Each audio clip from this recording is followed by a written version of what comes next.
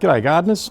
Well, on a day like this, when the weather's grey and there's rain forecast, there's not much you can do in the garden.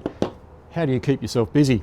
Well, cleaning your secateurs and also your garden snips is probably a great way to make sure that you're in good stead for when the weather does kick on and we get right into the heart of spring.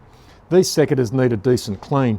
I've got here the secateurs, the snips and my file to get a good edge on these secateurs, a shifter so that I can pull the secateurs apart, and also a screwdriver which I'm going to need as well to take out various components of the secateurs. Once I've got the secateurs pulled apart, I'll use some steel wool. I've got a fine grade steel wool here and some methylated spirits. Now what I'll do with these is clean off the anvil and the blades on the secateurs and also on the garden snips. Once that's all done, I'll tidy them off. I can then use my sharpening stone to get a really good edge on the secateur blades and also on the garden shears. That way, once I put them back together, I'm going to be in a really good position to get out there and get my fingers dirty.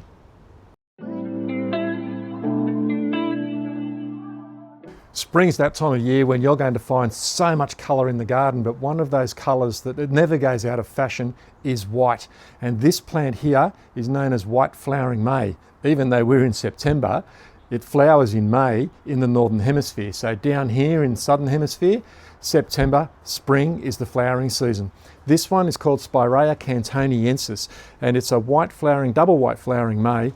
It produces these gorgeous little white flowers in mass over the entire shrub. It will grow to a couple of metres tall, really lovely long arching canes. Now if you do have this in your garden now, don't go in there and prune it before it starts flowering or before it's finished flowering. If you prune it in winter, you're going to be pruning out all of your flowering wood. So if you buy one of these plants, place it in the garden and let it grow through until spring after flowering, then get your freshly sharpened secateurs and you can go in and give it a bit of a trim.